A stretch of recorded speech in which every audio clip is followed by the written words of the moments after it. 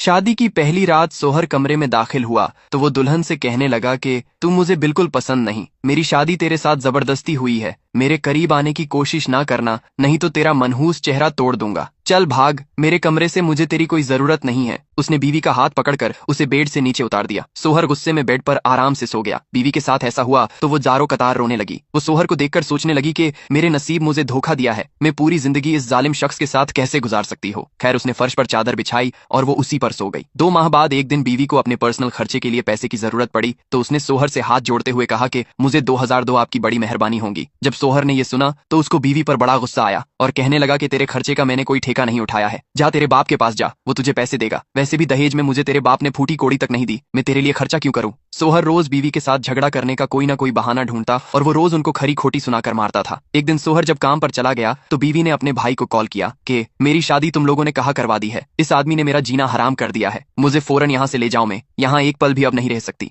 भाई ने कहा कि देख बहन, अब वही तेरा घर है, अब मैं तुझे मेरे घर में नहीं रख सकता, मेरे भी बीवी बच्चे हैं, अगर तू यहाँ आएगी तो तेरी भाभी के साथ रोज मेरा झगड़ा होगा, अब तेरे साथ जो भी वहाँ होता है वो बर्दाश्त कर, पर यहाँ आने की तो सोचना भी नहीं। शौहर भी बड़ा जालिम शख्स था। जब उसको रात के वक्त जिस्मानी तलब होती तो वो बीवी से मीठी मीठी बातें करता ताकि वो बीवी के साथ मजे कर सके। जब वो बीवी से मीठी बातें करता तो बीवी को भी अच्छा लगता। बीवी समझ गई थी कि ये सिर्फ मेरे साथ तभी अच्छा रहता है जब इनको मेरी जरूरत होती है। सोहर ने कहा कि मेरे सामने अपनी आवाज नीची रख, मेरे सामने तेरी कोई औकात नहीं है। सोहर ने बीवी को गुस्से में 2-4 थप्पड़ लगाते हुए कहा कि इस घर में रहना है तो मेरी गुलाम बनकर रह, नहीं तो कल्टी मार मेरे घर से। सोहर ये कहकर गुस्से में ऑफिस के लिए चला गया। उसके जाने के बाद बीवी पूरा दिन रोती रही और सोचती रही आखिर मैं अब कहाँ जाऊं, मेरा भाई भी मुझे घर में पनाह नहीं देगा और इधर शौहर के जुल्म से मैं परेशान हो गई हूँ। एक दिन बर्दाश्त की हद हुई तो बीवी ने अपना बैग तैयार किया कि आज तो मैं इस घर को छोड़कर चली जाऊंगी। जब सोहर ने यह देखा तो वो गुस्से से बीवी के पास आया और कहने लगा कि मुझे बताए बगैर कहाँ जा रही हो, तेरे में इतनी आखिर हिम्मत कहाँ से आ गई। बीवी ने गुस्से में सोहर को 2 थप्पड़ लगाते हुए कहा कि मैं अभी के अभी तुमसे तलाक लेकर जा रही हूँ, मुझे तेरे जैसे जालिम इंसान के साथ एक दिन भी नहीं रहना है।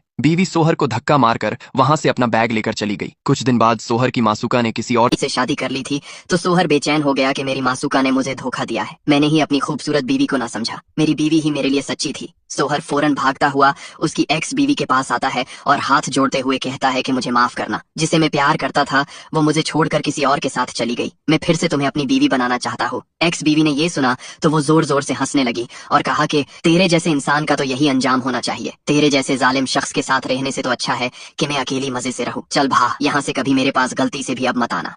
तुम रोज मुझसे कुछ न कुछ मांगते हो, आज मैं मांगता हूँ क्या? एक बार फॉलो करके ओम नमः शिवाय लिख पाओगे।